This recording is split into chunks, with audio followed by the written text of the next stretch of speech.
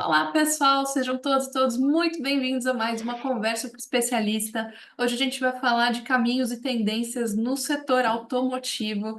Então, eu estou muito feliz de ter aqui com a gente o Sérgio Mendes, do Senai, para falar com a gente tudo, absolutamente tudo que está acontecendo, tudo que é tendência e principalmente como se preparar para as diversas possibilidades de carreira nesse setor que a gente vai descobrir hoje. Então, só lembrar para o pessoal que a Fundação Adwane oferece um programa de competências para empregabilidade, no qual a gente desenvolve várias soft skills, que são habilidades socioemocionais super importantes para a inserção no mercado de trabalho hoje. E o Sérgio vai falar um pouquinho disso hoje também, né? De como que isso se aplica no setor automotivo. Então, às vezes a gente pode achar que são questões um pouquinho abstratas, mas que na verdade elas têm tudo a ver com tudo que é tipo de carreira e aí o Sérgio vai falar para a gente aqui como que isso se dá especificamente, então, no setor automotivo. Sem mais delongas, pessoal, eu vou aqui já passar para o Sérgio, e lembrando que, como de praxe, vocês são muito bem-vindos a colocar aqui comentários no nosso chat, fazer perguntas. A gente gosta muito que vocês interajam com a gente enquanto a gente vai trocando essa ideia. Esse espaço é nosso, tá bom? É, Quando vocês quiserem fazer uma pergunta, vocês colocam aqui no chat e aí eu vou repassando então para o Sérgio, não precisa esperar chegar até o final do nosso papo, tá bom? Então, Sérgio, muito bem-vindo. Pedi para você se apresentar, colocar aqui os seus slides, tá bom? E aí a gente começa então a descobrir os caminhos e tendências no setor automotivo. Olá, Érica. Olá a todos. Boa noite. Né? Bom, primeiramente quero agradecer a Wide Foundation pela oportunidade, né, estar falando com todos vocês, né? Pela a Érica também que fez esse contato, né, inicial para podermos estar conversando sobre essa área que eu gosto muito, né, de automotiva. Né? Sou especialista em educação profissional e tecnológica. Atuo na área automotiva há mais de 30 anos, para 33 anos, para ser mais preciso, né? E E é uma área assim apaixonante, né? A área automobilística, as possibilidades do mercado, né? Depois a gente vai estar falando um pouco mais sobre isso. É fantástica, assim, as oportunidades que existem nesse mercado, né? Então, estaremos aqui hoje, né, com a Érica, todos vocês. Espero poder responder as dúvidas de vocês, né, da melhor forma possível. E estamos à disposição, né, para iniciar, nós podemos começar a nossa conversa.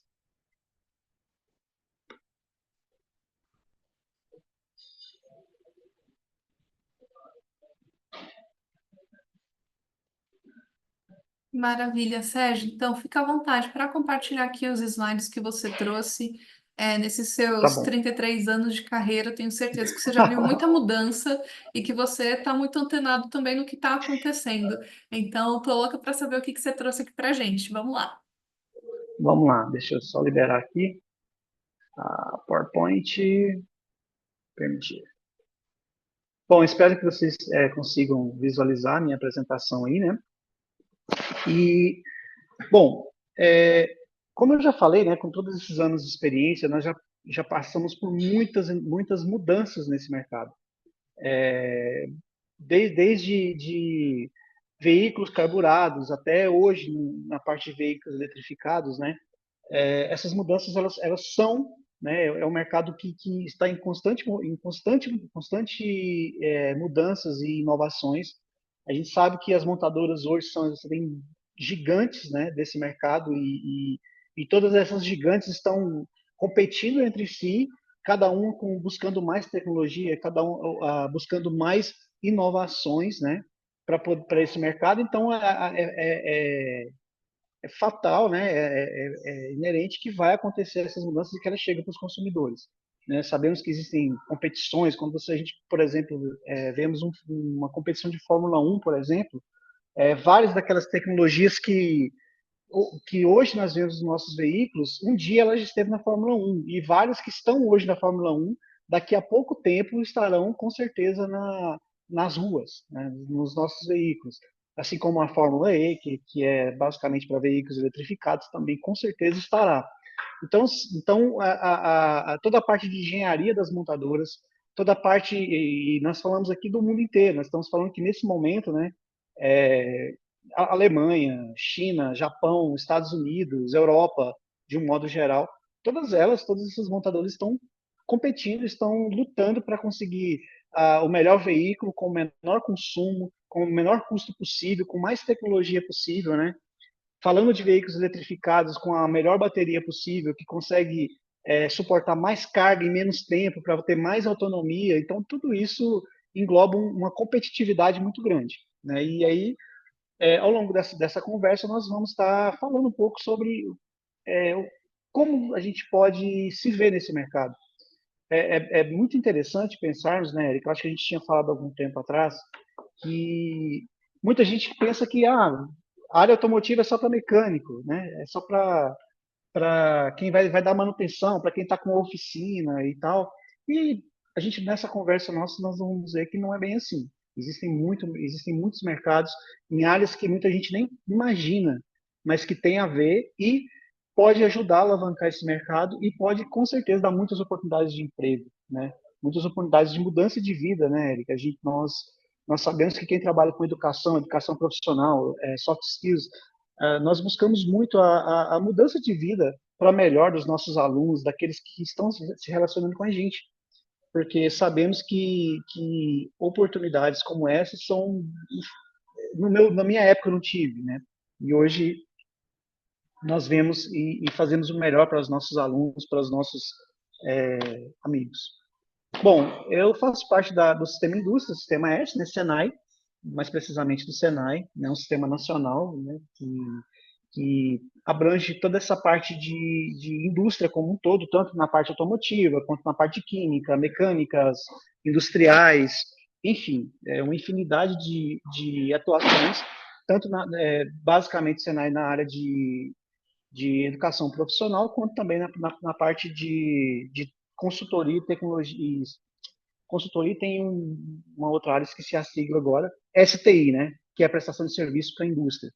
Nossa maior missão é fazer o crescimento da indústria, né? Auxiliar no crescimento da indústria, na formação de mão de obra. Sabemos que hoje a mão de obra ela é algo muito precioso, né? Tanto para qualquer área, seja indústria, seja comércio, qualquer área. Hoje nós sabemos que a mão de obra ela é algo essencial, sempre foi, mas de uns tempos para cá nós sabemos que é algo muito valioso, né? Porque, como eu já falei, as tecnologias vêm, as pessoas que sabem lidar com esse tipo de tecnologia, elas estão aí no mercado e que pode ter grande crescimento. Vamos lá. Bom, como eu já falei, Senai, né, que nossa missão é promover a educação profissional e tecnológica, né, inovação e transferência de tecnologia, contribuindo para a competitividade da indústria, né. Eu, pessoalmente, estou aqui no Senai Anápolis, Goiás, né, e um pouco mais para frente nós vamos falar por que Anápolis, né, porque essa cidade aqui também um polo farmoquímico, mas também temos indústria automobilística aqui, né, e temos várias aplicações de veículos eletrificados também em nossa escola, né, uma das poucas no Brasil ainda, claro que aos poucos o Senai vai se adequando, mas a nossa escola ela já está preparada para esse tipo de tecnologia, e isso também a gente vai falar um pouco mais depois. Eu fiz uma colocação aqui, né, que vai falar um pouco do Senai, tá. O que a gente vai falar um pouco hoje é sobre visão geral do mercado automotivo, né, as tendências do setor e a carreira no setor automotivo também, né, de uma forma geral. E aí, para começar, eu coloquei alguns números aqui, isso de 24, né, que no Brasil foram vendidos 2.634.000 veículos aproximadamente. E existem montadoras hoje no Brasil que têm capacidade de produção de 1.000 veículos dia, né? A Anápolis, por exemplo, a Caoa montadora, que atua aqui na nossa cidade, ela deve estar com uma produção aí de 150, 180 veículos por dia. Então, nós podemos ver que é muito carro, é muito automóvel.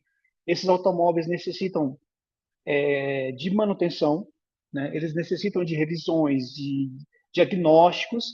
Essa é a nossa primeira visão, mas ao longo da nossa palestra nós vamos ver que precisa de muito mais. Muitas áreas que podem atuar e que tem esse mercado aqui para crescer. E que vocês que estão assistindo essa palestra, né, esse bate-papo, vocês podem, de repente, se encaixar nisso aí, né? E se ver atuando nesse mercado. No mundo, passou de 77 milhões de veículos produzidos. Então, dá para ver que é muito carro, é muita possibilidade, né? São muitas áreas, como eu já falei, de atuação. E a gente passa, por exemplo, na minha cidade, talvez onde vocês moram também, vocês podem observar, falando agora um pouco mais sobre a parte de reparo, que raramente você vai ver uma oficina vazia. Podem prestar atenção. Podem começar a observar, talvez agora eu falando, vocês vão observar. Raramente vocês vão ver uma oficina vazia. Raramente vocês vão ver uma oficina que tem um mecânico lá parado. Sempre está cheio. É, às vezes o reparador ele precisa dispensar o veículo porque não tem como, porque a oficina está cheia. Concessionários cheios, né? Vira e mexe também, você pode ver uma cegonha aí passando perto de você, cheio de veículos que estão sendo comercializados, né? Então, o mundo, né? E nós no Brasil também, nós dependemos muito de veículos, seja automóveis, seja ônibus, seja caminhões, né? Caminhões para transporte de cargas, tudo que nós consumimos, ou quase tudo, depende de transporte rodoviário, né? Transporte urbano também, mobilidade urbana, né? De um modo geral, também depende muito de veículos, né? Bom, muita gente fala, e eu vou falar, pensa, né, que o mercado automobilístico está muito restrito, agora você fala um pouco de fábrica, de montadoras, ao Sudeste, São Paulo, né?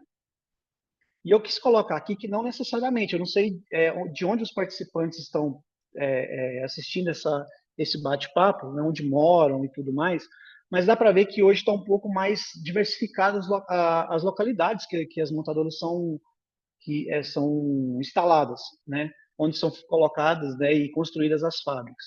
Eu coloquei aqui, por exemplo, a Caoa Montadora, que está no Centro-Oeste, aqui mais precisamente em Anápolis. Não coloquei aqui, mas em Goiás mesmo, em Catalão, nós temos a Mitsubishi, também tem fábrica no Centro-Oeste, né? A Caoa Montadora, por exemplo, hoje ela monta veículos da Hyundai, né, aqui em Anápolis, e também veículos Chery. E aí havia essa marca Caoa Chery, ela tem participações, né, nessa marca. E então esses veículos são montados em Anápolis, por exemplo. Então quando você vê Tigo 5, Tigo 7, Tigo 8, Tucson, HR, enfim, esses veículos são montados em Anápolis, né, dentre outros. Mitsubishi monta L200 lá em Catalão e tudo mais. Eu coloquei Toyota, né? Essa fábrica, se não me engano, em Sorocaba, da Toyota. E tem outras fábricas também no Sudeste. No Sudeste você vai ver, por exemplo, Rio de Janeiro, tem a PSA, São Paulo nem se fala, né? Volkswagen, General Motors também tem alguma coisa em São Paulo. Então, para quem mora agora Centro-Oeste e Sudeste, já se encontra, né, nessas possibilidades. E até antigamente, que era menos, onde menos se imaginava, hoje já tem veículos fabricados, montados, né, lá no Nordeste. Então nós podemos colocar a fábrica, a Jeep, que está em Goiânia, né, Pernambuco, a BYD, que está sendo instalada, né, não sei agora se já estão fabricando veículos, está em fase de construção e implantação da fábrica, em como é que é a cidade agora? Camaçari, Bahia, né? Então, está muito diversificado. Lá no sul nós temos a Renault, a Volvo, né? Dentre outras montadoras. Então, dá para a gente ver que é um mercado que, seja onde você estiver, se você falar, eu quero trabalhar numa fábrica, vai ter lugar. Né? Eu quero trabalhar numa oficina, nem se fala. Né? Então, estão aí os lugares para isso. Quais são as perspectivas de carreira, né, para esse mercado? Bem, hoje, como eu já falei, nós podemos pensar muito na parte de reparação automotiva, né, de um modo geral, na parte de manutenção automobilística. Sabemos que a tecnologia, ela, como eu já falei, né, inicialmente, ela veio para ficar mesmo nos carros, né, nos veículos. E antigamente os veículos eram muito mais simples, né, com tecnologia muito arcaica, né. Se levava muito tempo para haver uma transformação, né, nessa área veicular. Uma tecnologia ela poderia ficar aí 20, 25 anos facilmente instalada nos veículos das diversas montadoras. Hoje, dependendo da tecnologia, o que é novo hoje, talvez daqui o ano que vem já não serve mais, já passou. Então, como eu falei também lá inicialmente, né, são mudanças muito consideráveis. Eu tenho aqui uma imagem da nossa escola, né, aqui em Anápolis. Aqui nós temos a nossa esquerda são alunos de aprendizagem, né, que atuam também na fábrica, na Caoa Montadora, e eles estão fazendo aqui um processo de montagem e desmontagem veicular, né? Nós temos aqui 3 veículos Chery, né? Tigo 5, Tigo 8 e esse preto é um Tigo 8 híbrido, né? Eu vou colocar aqui para vocês, eu tinha colocado uma câmera, vamos ver se dá certo. Tá? Às vezes a tecnologia é muito bom, mas às vezes derruba a gente, né? Deixa eu ver se eu consigo. Ó, Bom, deu aqui certo acho sim, que hein? deu certo, né? Aham, Dá que para vocês legal. visualizarem a nossa oficina. Esse veículo que vocês estão vendo aí, que está com as lanternas acesas, veículo preto, ele é um Tigo 8 plug-in, tá? Ele é um veículo híbrido. Como eu já falei para vocês, nossa escola hoje, nós temos formação alguns instrutores com formação como é que é o nome agora? Eu esqueci, cara. Deixa eu lembrar. Da Tuf Highland. Eu, por exemplo, eu esqueci o nome, mas eu tenho essa formação também para trabalhar com esse tipo de veículo, né? Por causa das peculiaridades tecnológicas e de cuidados com segurança. Isso, Tuf Highland. Bem na esquerda, nesse carrinho azul, tem uma bateria de um veículo híbrido, também de um Toyota Corolla. E, então, dá para a gente ver aí algumas coisas. Lá no fundo também tem um Corolla híbrido e são veículos também da nossa unidade, que nós podemos trabalhar com os nossos alunos em veículos eletrificados, né? Deixa eu voltar aqui para a minha câmera, depois eu passo lá novamente, se for o caso, subir o veículo e tudo mais, né? Bom, então, nesse caso aqui, e trabalhando dentro do que o Senai atua, nós temos aqui alunos de aprendizagem, né, aprendizagem industrial, que é aquela formação inicial, alunos de cursos de qualificação profissional, alunos de cursos técnicos, alunos de cursos superiores, e também estamos implementando a pós-graduação na área automotiva.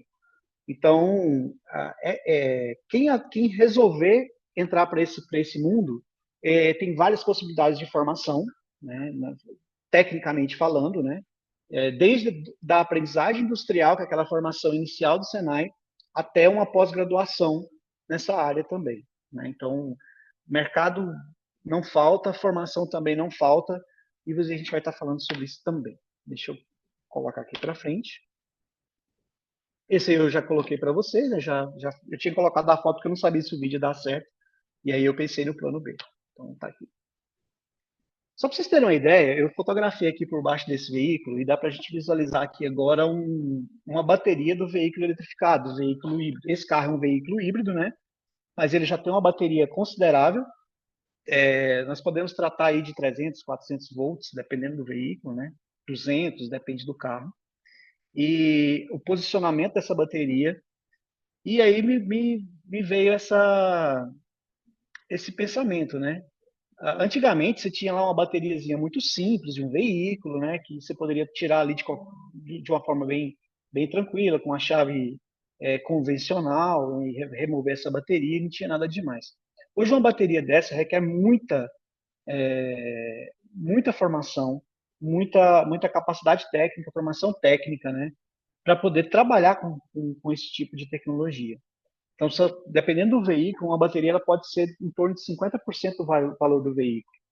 Então, digamos que se nós falarmos aí de um carro de 100 mil reais, nós vamos falar de 50 mil reais só a bateria. Então, precisa de muita formação, precisa de vários saberes, né, para poder atuar com esse tipo de carro. Antigamente não era assim, tá? Antigamente, como eu já falei, era muito mais simples, muito mais tranquilo de se trabalhar. E muita gente ficou para trás. E a gente vai falar um pouco sobre isso daqui a pouco. Aqui, só para mostrar para vocês, pessoal, nós temos aqui um chicote, a gente chama de chicote, né? Esses conectores com cabos laranja, ele tem o motivo de ser laranja, né? Até nosso mobiliário aqui, nós colocamos da cor laranja, que são conectores que não podem ser tocados sem uma determinada proteção, né? Com luvas de proteção para alta tensão, tem que ter o procedimento correto de desconexão, né? Para você ter acesso e fazer a remoção dessa bateria, por exemplo. Não vou entrar em detalhes técnicos aqui, mas tudo isso interfere no que se tem de formação hoje, o que se precisa de formação hoje nesse mercado. E aqui nós estamos falando do mercado de reparação e também para fabricação. Por exemplo, na fábrica nós vamos dar alguns treinamentos para o pessoal que vai, por exemplo, montar essa bateria, que vai fazer a conexão dessa bateria e fazer os testes no veículo. E atrás dessa tecnologia vem algumas oportunidades que nós nem imaginávamos. Uma delas aconteceu com a gente, que foram os bombeiros. Imagine que hoje os bombeiros eles têm os procedimentos de segurança, os procedimentos de socorro, né? Se porventura tiver uma vítima, uma ferragem, alguma coisa assim, eles têm todos os procedimentos de salvamento e tudo mais. Mas o veículo elétrico, o veículo híbrido, ele também tem lá as suas peculiaridades que precisam ser trabalhadas. Tem a forma certa de desconexão, tem onde ele vai fazer a desconexão correta para desenergizar o veículo caso seja necessário. Então, tudo isso surgiu oportunidades aqui de treinamento aqui na nossa cidade, por exemplo, na nossa unidade, de bombeiros do Maranhão, Minas Gerais, enfim, de vários estados do país, para fazer esse tipo de socorro, né? Então, são oportunidades que nunca imaginávamos que ia ter e que aconteceu, né? Então, tá aqui só a título de curiosidade, né? Daí dá para ver a dimensão do tamanho dessa bateria. E lembrando que, por ser um veículo híbrido, nem é a bateria maior. Existem veículos elétricos, 100% elétricos, que a bateria ela é colocada quase sobre todo o assoalho do veículo, né? Então, dependendo da tensão que vai se trabalhar, você tem baterias muito grandes, né? Com isso, nós temos resoluções de problemas, mas eu quero voltar aqui na bateria um pouco antes, só para falar com vocês. Como eu falei, nós temos atuações na área automotiva, mas não só automotiva. Um dos grandes desafios hoje da indústria automobilística, como eu falei, é a questão das baterias e a questão de otimização, baterias menores com mais capacidade de carga, baterias menores com mais autonomia. Não basta você ter capacidade de carga em menos tempo, mas você tem aí baterias que precisam ter mais autonomia. Quanto mais autonomia, melhor.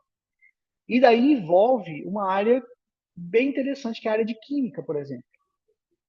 Então, quem atua na área química, ele pode ter oportunidades muito grandes de desenvolvimento. Se você olhar, por exemplo, o Senai Paraná, em Curitiba, tem lá áreas que estão trabalhando, auxiliando a indústria, que é um dos nossos, uma das nossas maiores atuações, né?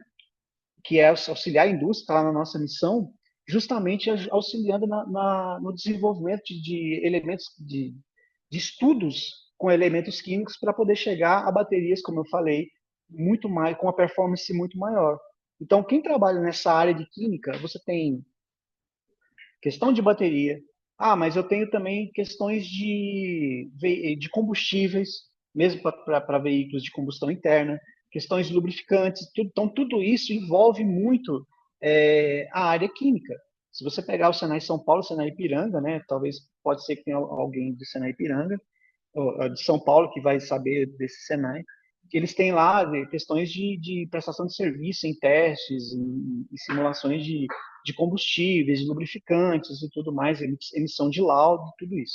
Então, é uma área de atuação que a área automobilística vai precisar de mão de obra. Na verdade, já precisa de mão de obra especializada na área de química, né? Uma área de logística, né? Quem atua, por exemplo, na área de logística. Você tem. Eu não sou dessa área, né, especificamente, mas você tem lá transporte de veículos. Você tem veículos que são importados, por exemplo, se você pegar veículos Caoa, que é o que eu conheço mais, são veículos que vêm, alguns são importados, não todos, mas alguns são importados. Aí tem que ter toda essa logística, essa cadeia logística de chega no Brasil, do Brasil vem para a cidade de Anápolis, vai para Porto Seco, desembaraço, depois tem que ir para as concessionárias ou para a fábrica. Se você trabalha na fábrica, você tem todas as questões de peças, tanto de reposição de mercado, quanto peças para alimentação da linha de produção, que são, apesar de ser as mesmas peças, você tem logísticas diferentes, né, porque são acordos comerciais diferentes. Então, quem trabalha nessa área de logística, logística interna da própria fábrica, seja, e eu estou falando caô, mas pode ser qualquer fábrica, né? Então, nós temos aqui, por exemplo, na nossa escola, treinamentos, né, e é importante dizer que hoje o pessoal que vai para atuar na fábrica, eles passam pelo Senai Anápolis primeiro, para poder fazer esses treinamentos na parte logística, para saber como alimentar uma linha, para estar tudo certo na hora certa, para a hora que o montador for montar o veículo, né? Tá tudo ali no Lean, né? Tudo certinho para que se perca menos tempo, né? Para que o veículo você tenha uma montagem mais rápida, com mais qualidade em menor tempo. Então, logística é uma área importante, né? Química, mecânica. Uma oportunidade que surgiu muito para quem. Eu não quero trabalhar com carro, meu negócio é elétrica, eu quero ser engenheiro eletricista, por exemplo, né? Tá, hoje você tem questões de carregadores para veículos elétricos. Eu estava falando com a Érica alguns dias atrás, né, Érica? E existem hoje uma demanda muito grande para instalação e projetos de carregadores. Então, você tem uma construtora, né, que está ali na área da construção civil, eles vão construir, sei lá, um condomínio, mas eles já têm que pensar hoje na parte de carregamento de veículos, porque de repente o morador ele compra um carro elétrico. E antigamente você não tinha que se preocupar com isso, você tinha que se preocupar em fazer a fiação para chegar nos apartamentos, ali na área de convivência e está tudo certo, né? E tudo bem. Mas hoje não, hoje você tem que preocupar, tá? Mas se o cliente, se o morador na garagem dele quiser um carro elétrico, e aí ele precisa de um carregador, como que isso vai ser instalado, né?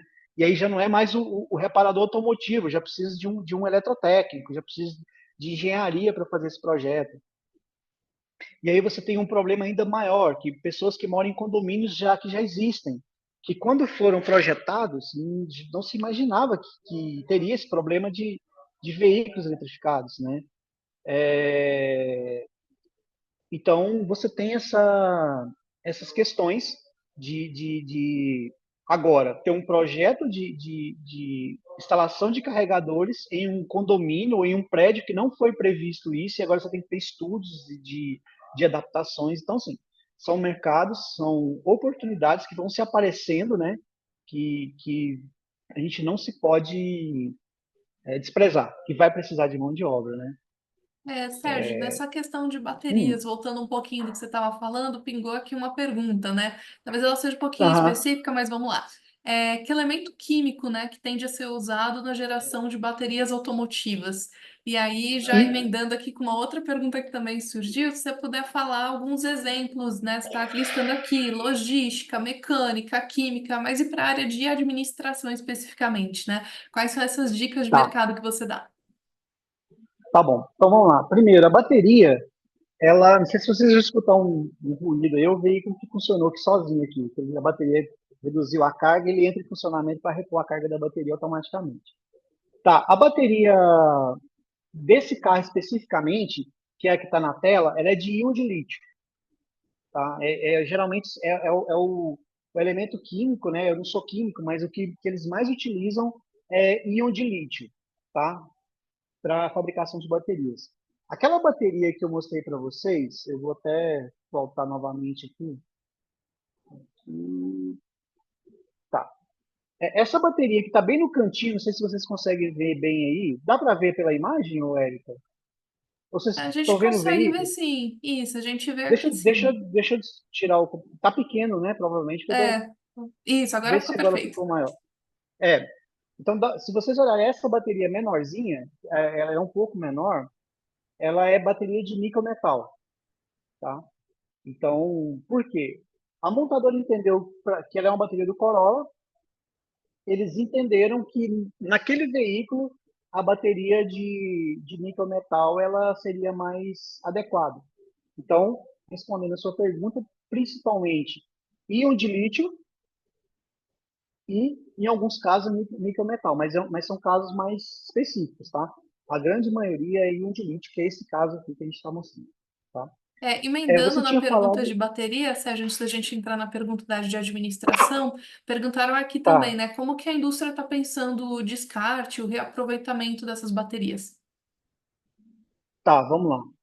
Bom, em primeiro lugar, a vida útil dessa bateria é muito grande, tá? Eu sei que aí a gente vai entrar um pouco na parte mais técnica, mas ela tem uma vida útil muito grande, né?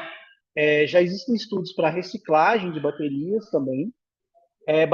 Essas baterias, elas podem ser utilizadas para outras finalidades também, caso seja necessário no futuro. Então, assim, vamos pensar da seguinte forma: o veículo ele exige uma saúde da bateria em torno até de 80%, né, da vida útil dela. Isso pode levar anos. Existem, para vocês terem uma ideia, tem montadoras aí que dão 8 anos de garantia da bateria, né, de garantia. Não está falando da vida útil, fala só da garantia.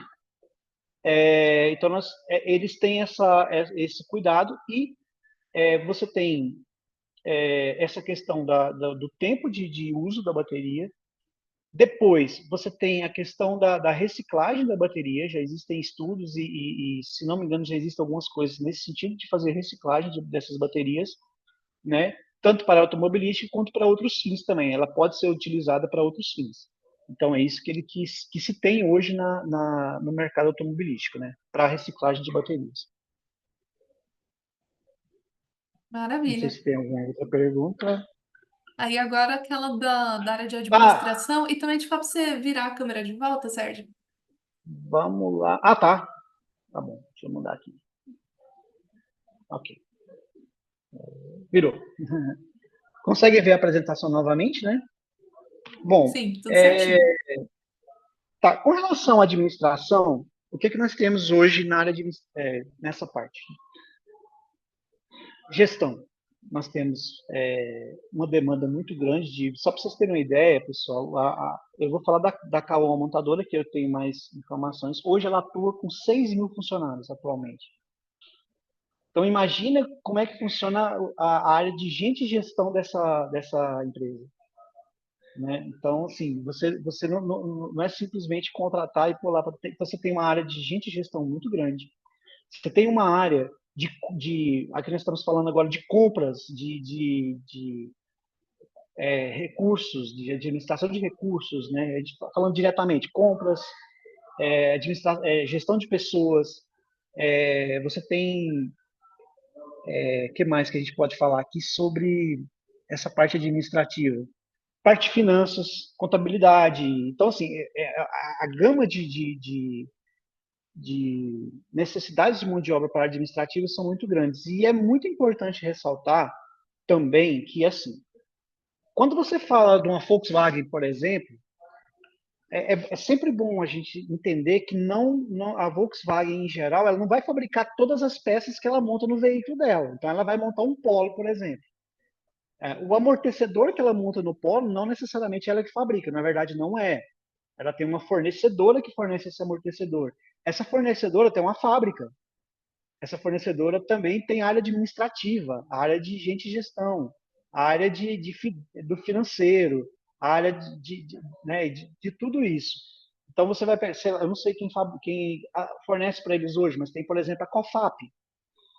Você tem quem fornece os faróis do veículo, nós já estamos falando de outro fabricante. Quem fornece as lâmpadas do veículo, nós já estamos falando de outro fabricante. Então, assim, você tem uma gama de possibilidades como eu falei, logística, administrativa muito grande em essa cadeia, tanto da montadora quanto de todas as áreas meio, né? As áreas, não sei se seria área meio, mas todas as áreas que estão alimentando essa fábrica, né? Então, são empresas muito grandes que necessitam, sim, de parte administrativa. E muita coisa assim. Não sei se eu respondi bem essa parte. Respondeu sim, você falou para a gente como a área administrativa tem absolutamente tudo, né? Dada a dimensão dessa indústria, Seria de surpreender se não tivesse, né, área de administração. Acho que nem funcionaria se não tivesse administração Não ali, tem né? Não como, existiria. não tem como funcionar, não Não tem tem como funcionar. como. Ah, só para vocês terem uma ideia, a gente trabalha muito nessa parte de gerenciamento da fábrica, né, e treinamentos, aliás, e às vezes já aconteceu o caso, eu tenho que fazer reunião, por exemplo, de madrugada, porque a parte que cuida dos treinamentos, que não é a que dá o treinamento, a parte que faz a gestão do treinamento, que faz a parte administrativa do treinamento e tudo mais, você tem braços da área de gestão que trabalham no período noturno. De tão grande é a fábrica, como a fábrica roda 3 turnos, você tem que ter área administrativa também em 3 turnos. Então, já aconteceu o caso de fazer reunião com o pessoal da área administrativa da fábrica de madrugada. 4 horas da manhã eu acordava e eu não vou vestir meu uniforme para me sentir um pouco mais trabalhando e fazer essa reunião com eles. Para a gente definir coisas de treinamentos, enfim, né? Coisas dessa parte. Mas só para vocês verem a abrangência que você tem nessa questão, né? Pois Todas é. as empresas, elas vão ter área de treinamento, vão ter área de gestão, de gente de gestão, como eu falei, área de compras e por aí vai, né? Eu tinha falado também que era bem legal a gente voltar, e eu queria falar sobre as habilidades soft skills, né, que as fábricas, que o mundo automobilístico hoje precisa, né, que, por exemplo, trabalho em equipe, né. Eu acho que isso faz parte de tudo, né, Érica? Quem trabalha na área de gente de gestão sabe que grande parte dos desligamentos, isso não é conto de fadas, né? É real. Não necessariamente se deve à área técnica de um colaborador. Ela vai muito na área comportamental, na área de como ele trabalha com os colegas, ele sabe trabalhar em equipe ou não, né? Às vezes, uma empresa, e não só automobilística, qualquer empresa, tá? Ela prefere ela entende que, às vezes, você tem um profissional que necessita de mais formação, mas que ele tem habilidades de trabalhar, soft skills, de trabalhar em equipe, é melhor eu ter esse funcionário hoje, porque a parte técnica eu consigo capacitar, né? É, do que uma pessoa que não tem essas habilidades. Porque às vezes eu posso ter um técnico muito bom, mas ele me dá muita dor de cabeça ao trabalhar em equipe. E aí não vou conseguir manter essa pessoa por muito tempo. E aí existem esses desligamentos por causa disso. Né? Quem está vendo esse bate-papo pode, e trabalha nessa parte, né, de gestão de pessoas, pode observar muito isso. Né? Hoje em dia, muita questão comportamental, né, dos trabalhadores. Né? E o trabalho em equipe, hoje, numa empresa dessa, é muito grande. Né? Se você for pegar uma montadora, por exemplo, e você tem lá prédios, né? Como eu falei, a parte logística, ela alimenta, por exemplo, o body shop, que é a parte de construção de carrocerias. Aí depois da carroceria pronta, ela é levada para a pintura, depois da pintura é levada para a montagem final, depois da montagem final ele vai para a pista de testes e tudo mais. E tudo isso é feito em trabalhos em equipe, né? São equipes que estão ali trabalhando que se a parte da carroceria, que a gente chama de body shop, não fizer o seu trabalho bem feito, lá na frente vai ter outro problema, e de repente o problema vai ser detectado lá no final da linha, e você tem que parar todo o processo para resolver esse problema. Então, é muito importante observarmos como nós, né, nos comportamos junto aos nossos colegas, nossos amigos, familiares e colegas de trabalho. Né? Eu acho que é muito válido nos observar. A gente tem o meu supervisor diz que às vezes a gente precisa sair da ilha para enxergar a ilha, né? Então, às vezes é importante você se observar como eu, Sérgio, estou me comportando junto com os meus colegas de trabalho, com meus alunos, como que eu estou trabalhando, me ver para saber se realmente eu tenho essa habilidade ou se eu preciso construir essa habilidade de trabalho em equipe, né, o Érica? Adaptabilidade. E aqui eu vou falar uma coisa para vocês que aconteceu no meio automobilístico ali para os anos 90, início dos anos 90. Todos os veículos que eram fabricados no Brasil, eles eram veículos carburados, né? Veículos que utilizavam carburadores. Quem gosta de preparação de carro vai saber um pouco do que eu estou falando. E, então, assim, era unânime em todas as oficinas, e todo mundo sabia mexer com carburador, chegava na oficina, era giclê entupido, era isso, era aquilo e tal. E em 1989, a Volkswagen lançou no Brasil o primeiro carro com injeção eletrônica, que foi o Gol GTI. Só que naquele momento ele era um carro meio que opcional. Você poderia comprar um carro injeção eletrônica e um carro carburado. E esses carros, evidentemente, como qualquer veículo, ele chegou um determinado momento, ele necessitou de reparos, de manutenção. E ele chegava nas oficinas e poucas oficinas queriam mexer nesse carro. Porque o que eles pensavam? Olha, nós já trabalhamos com carburador, nós já estamos aqui muito bem, obrigado. Eu não vou parar a minha oficina por causa de um carro de injeção eletrônica que chega na minha oficina. Para trabalho, eu não tenho treinamento, não tenho capacitação para isso. Então, eles algumas oficinas não se adaptaram a essa questão. E aos poucos, a coisa foi invertendo. Até por questões de normas ambientais, que a injeção eletrônica tem muito a ver com a questão ambiental, de emissão de poluentes, as montadoras foram obrigadas a inserir mais essa tecnologia, até que ali em 97, 98, todos os veículos eles já tinham essa tecnologia na sua. Abrir uma tela aqui. Debaixo do capô. E aqueles reparadores que não tiveram essa. Ah, abri uma tela aqui que eu não estou entendendo. Deixa eu fechar. Aí, fechei. Aqueles reparadores que não se adaptaram a essa nova tecnologia, porque eles estavam muito bem obrigados trabalhando com o seu carburador, tiveram que fechar. Ou tiveram que correr atrás de informação para poder se adaptar a esse novo mundo, que é o mundo da injeção eletrônica.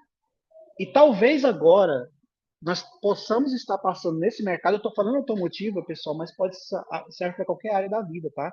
Se você for para medicina, tem que existir adaptabilidade, porque logo vem equipamentos novos e tudo mais. Que é a questão dos veículos elétricos. Né? A gente vê muito no mercado hoje alguns mecânicos, alguns reparadores dizendo: olha, eu acho que isso não vai pegar, não vai funcionar, não vai dar certo, eu vou ficar só com o meu carro a combustão mesmo, trabalhando com a minha oficina só com carro a combustão, não tem que me preocupar com veículos elétricos hoje. Acontece que, se você começar a observar na sua rua, no seu bairro, na sua casa, no seu trabalho, começa a olhar na rua, você já começa a ver muitos veículos elétricos rodando. Né? E o Brasil ele é muito propício a esse tipo de tecnologia, justamente porque nós temos aqui uma capacidade muito grande de energia limpa, né? Então, a tendência é que no Brasil você possa esse tipo de tecnologia funcionar muito bem também. E se esse pessoal que hoje tem uma resistência a essa adaptação, e eles continuarem assim, realmente o mercado virar, como eu acho que vai virar para veículos elétricos e híbridos, enfim, eles vão perder uma ótima oportunidade e de repente vão ter que correr atrás do prejuízo, e isso é extremamente chegar atrasado, né? É extremamente complicado para eles, né? Perder o timing do mercado, né? E quem está entrando nesse mercado hoje, você já consegue ter uma rentabilidade melhor, porque são pontos que mexem a questão da lei da oferta e da procura, né? Pouca gente trabalha com isso, enfim, e você consegue melhorar. E consegue ter muito mais êxito no seu trabalho, né? Então, em relação à adaptatividade, eu estou falando da área automotiva que aconteceu. O mercado muda muito, né? Muda demais. Se você olhar, por exemplo, o mercado de táxis, que tem muito, mas quando o Uber começou a vir, muita gente, isso não vai dar certo, não sei o quê. E hoje a gente sabe que é uma realidade, né? Deixa eu mudar aqui, vamos para o próximo. Eu acho que a gente está bem avançado, né? Atenção Pois aos é. detalhes, tá? Atenção aos Inclusive, detalhes. Sérgio, o pessoal estava comentando Ah, aqui, né, dessas competências, dessas habilidades soft skills, né? Então, perguntaram aqui para a área administrativa. Então, além de trabalho em equipe, né, que outras que são importantes para a área administrativa. E aí, aqui eu passei para o pessoal, né, o curso que a gente tem de competências para empregabilidade, que a gente fala de várias soft skills que servem não só para o nossa, setor automotivo, para a área administrativa, mas para tudo, né? É o que você está falando. Hoje, a pessoa que não consegue trabalhar em equipe ela pode ser ter a pessoa super técnica, Não incrível, mas ela vai adianta. se prejudicar. Mesma coisa, adaptabilidade, agora atenção aos detalhes, né? Então, olha só que bacana para onde que a conversa está indo, né? A gente está falando aqui do setor automotivo, mas isso daqui também tem tantos encadeamentos, né? Tá em tudo. Então, muito bom, Sérgio, estou gostando de ver. Vamos lá, atenção aos Por detalhes. exemplo, nós trabalhamos aqui, né, e aí uma outra área da vertente automotiva é a vertente de educação profissional. Então, nós trabalhamos aqui em vários professores, né?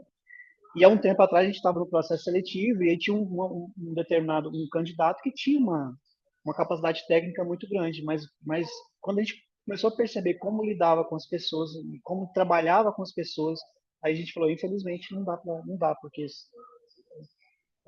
a gente não pode comprometer a equipe por causa disso, né? E é muito bom o Wide One atuar nisso, né? Porque sim, pessoal, é muito importante. Fique muito atento aos soft skills, porque com experiência, eu falei que tem 33 anos de área automotiva e de educação profissional e profissional no Senai já estou para 18 anos. Eu estou quase atingindo a maioridade nessa área aqui de educação profissional. E é o que mais a gente vê. Muita gente vê demais aqui. Né? E a gente trabalha com muita gente. Pra vocês terem uma ideia, ano passado a gente formou mais de 3 mil funcionários, mais de 3 mil pessoas aqui, né? Só na área automotiva. Né? Então, e aí a gente entra nisso também, questão de trabalho em equipe com os alunos, né? A gente percebe muito isso. As empresas pedem para a gente observar isso. Como que o aluno se comporta? Eles estão contratando uma pessoa, estão pagando o curso. Como que essa pessoa está se comportando no curso? Ele consegue trabalhar em equipe? Aqui vai ser o laboratório para saber se essa pessoa vai crescer dentro da empresa ou se talvez nem ser contratada pela empresa. Né? Ah, mas a pessoa não sabe lidar muito bem com essa ferramenta. Ela tem aptidão, mas ela ainda não está conseguindo trabalhar muito bem com essa ferramenta. Não tem problema. Isso a gente ensina. Né? Vamos lá. Criatividade, pessoal. Né? Inovação, ficar atento aos detalhes. Tá? Fiquem atentos. Se eu posso dar uma dica para vocês, fiquem atentos às pequenas coisas também. Né? O slide anterior fala sobre isso. Né? Às vezes, as grandes mudanças elas não virão uma coisa muito, muito grande. Talvez detalhes que vocês observarem, que vocês conseguirem estar trabalhando lá com o seu líder, né, na empresa, com o seu professor, com seus alunos. Isso pode mudar muita coisa e chamar atenção para o seu trabalho, chamar atenção para a sua forma de ver as coisas, né? E de repente você conseguir sua carreira ser muito mais vitoriosa do que seria se você não tivesse atenção a esse detalhe. Fique atento aos detalhes, né? Seja criterioso, né? Nas mínimas coisas. Eu lembro de uma pessoa que eu trabalhei, ele tinha que montar um stand e ele era muito atento a detalhes do stand da empresa numa feira, sabe, para ficar muito bonito, para ficar coisas criativas para chamar a atenção. E isso fez com que que ele crescesse muito dentro da empresa, justamente por causa dessas coisas. Né? Gestão do tempo, muito importante. Tempo é essencial, né? As empresas olham muito isso. E nós também, como nós gastamos o nosso tempo, né? Em estudo, em lazer, né? Tudo isso é importante, mas a gente tem que saber como dosar tudo isso, né? Na empresa, no trabalho, né? Enfim, em todas as áreas da vida. Então, prestem muita atenção, né? Em relação a essa gestão do tempo, tá? Que é muito importante também. Só para vocês terem uma ideia, é, a, acontece, acontece muito em linhas de produção, e principalmente linha em série, assim, que você tem igual a linha automobilística, né? Em que o montador ele tem que montar uma determinada peça e você tem lá uma linha muito grande, você tem lá, sei lá, 50 veículos nessa linha sendo produzidos, né? E aí, quando chega na parte dele, ele tem que montar uma roda, por exemplo. E aí ele tem um erro de montagem e ele não conseguiu montar dentro do tempo que ele tinha. O que ele tem que fazer? Ele tem que parar, ele tem que apertar uma botoeira para dizer, olha, eu não consegui fazer o meu trabalho dentro do tempo que eu tinha. Porque a linha ela está em movimento, ela é dinâmica, e se ele não montar, logo ela cai em outro, como é que eles chamam lá? Em outra estação, e aí é outra pessoa que vai montar outra coisa. Só que eu não posso deixar esse carro passar sem montar o que eu preciso. Aí eu tenho que apertar uma botoeira. Só que quando ela aperta uma botoeira, toda a linha para. Então, toda a fábrica, naquela parte da fábrica, ela vai parar. E, de repente, se não teve atenção à gestão do tempo, o prejuízo que você vai ter, que a empresa vai ter e que os outros colegas vão ter também é muito grande. Né? Então, muito atento a isso, fica muita atenção nisso também. Relacionamento com o cliente, né? Eu acho que é muito importante saber lidar com as pessoas hoje. A questão, pessoal, do português, né? A gente sabe que está todo mundo em aprendizado, né? Mas é como se comportar, com quem você vai estar conversando, né? Saber entender o cliente, saber as necessidades do cliente de vocês, né? É interessante para a gente falar, eu não estou muito preocupado com o cliente porque eu não sou vendedor, né? Eu trabalho no meu computador aqui quietinho e eu não sou vendedor. É sim, todos nós somos vendedores. Quando o Senai me contrata, por mais que eu não tenha atendimento a um cliente da empresa, mas eu vou ter que atender o aluno, o Senai comprou meu tempo. Então, eu estou vendendo meu tempo para a empresa, vendendo meu trabalho. Então, eu sou um vendedor, eu tenho que saber me relacionar com o meu cliente, saber relacionar com os meus parceiros comerciais, né? Saber que quando você trabalha numa empresa, você está representando, você é o nome daquela empresa naquela reunião, né? O nome daquela empresa naquele e-mail, na hora que você vai mandar um e-mail, por exemplo, saber redigir o texto, né? Hoje, felizmente, nós temos a ajuda aí de inteligência artificial e para ajudar, né? Não sei como que vocês lidam com isso, mas dá para ajudar bastante para não ter aquela coisa errada. Às vezes, muita gente às vezes manda um e-mail como se estivesse mandando uma mensagem de WhatsApp. E a gente sabe, né, que não é bem assim. Sabemos que é muito mais complexo, né? E se vocês observarem isso, vocês vão ter uma carreira, né? Alguns já têm, mas ainda mais brilhantes, né? Com certeza. Bom, eu acho que é isso, né? Coloquei muito obrigado aqui para todos vocês. Eu não sei se a gente vai falar um pouco agora, se tiver mais algumas perguntas, né? Mas estamos aqui para com vocês e espero ter ajudado de alguma forma na formação de vocês, né? Como eu já falei anteriormente, né? A educação profissional ela é apaixonante, né? Aí nós sabemos que nós podemos ajudar pessoas a mudar de vida através da sua profissão, né? Então é uma bênção assim, a gente poder compartilhar um pouco do que a gente sabe e saber também que a gente não sabe tudo, né? A gente tem muita coisa para aprender ainda. Né? Perfeito, Sérgio. Super Nossa, obrigada por e ter. perdão, Hum. porque eu não geri meu tempo bem. Eu tinha 45 minutos, falei mais. Né? Imagina, foi ótimo. A gente foi conversando aqui, né? A gente trouxe as perguntas do pessoal, caso que ao vivo, né?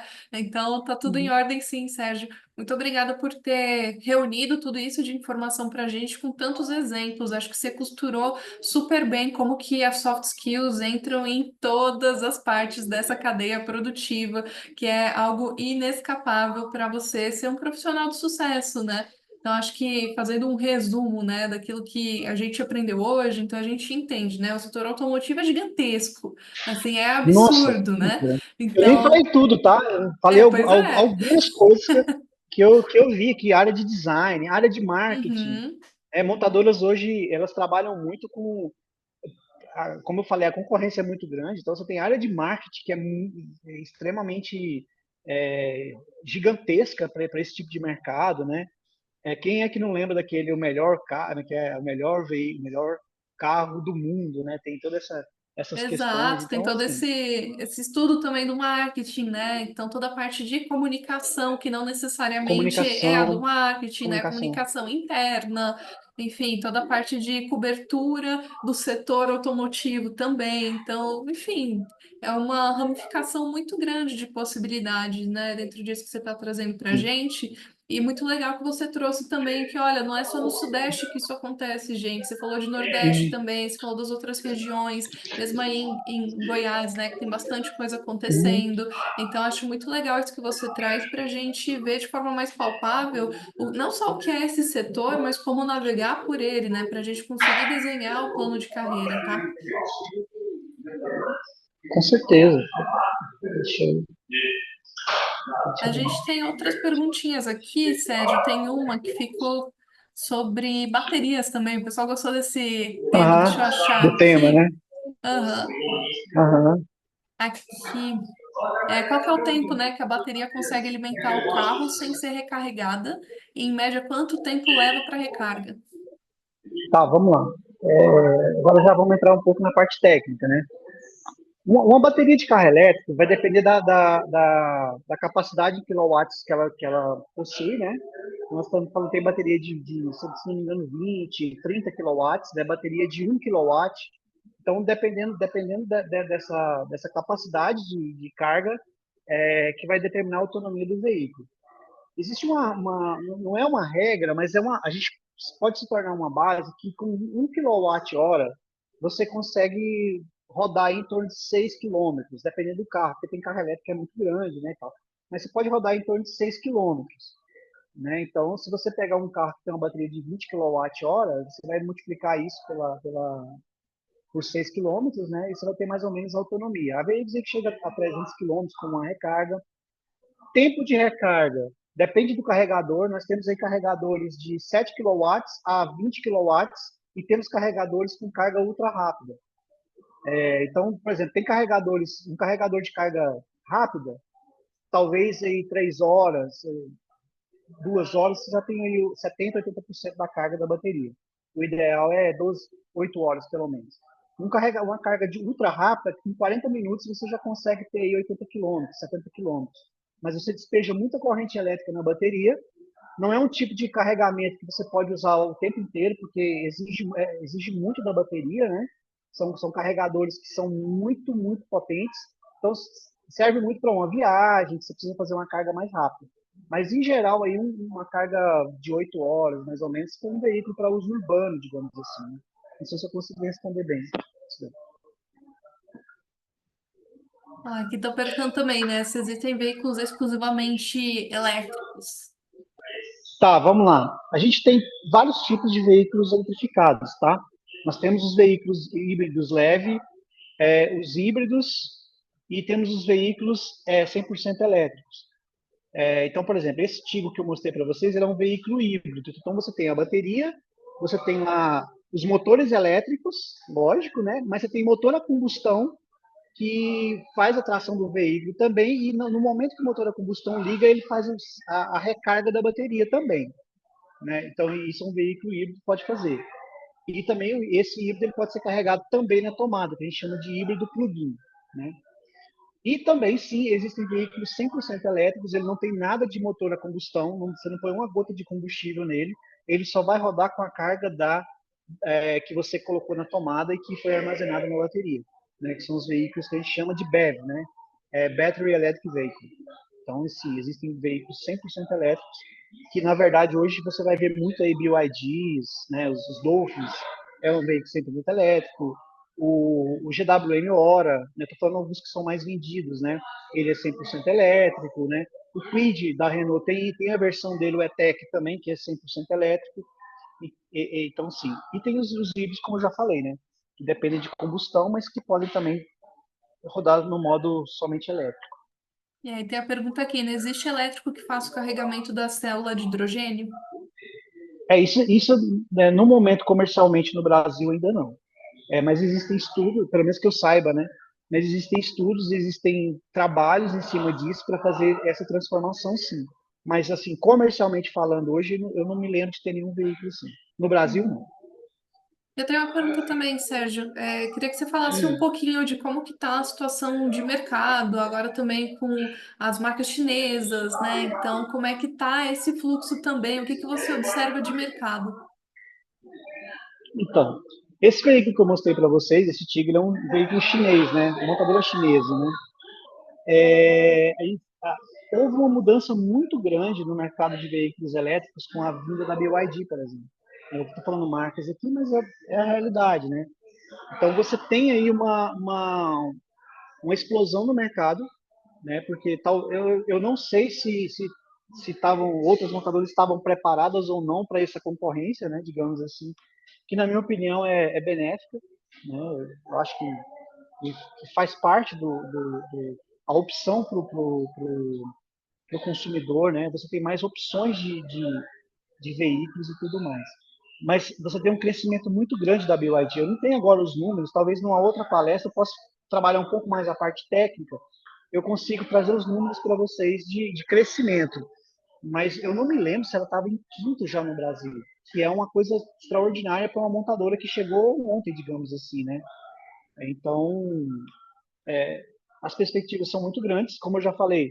A Sherry, ela é montada no Brasil, né, pela Caoa também. Você tem a parceria Caoa Sherry, que a Sherry é uma marca chinesa.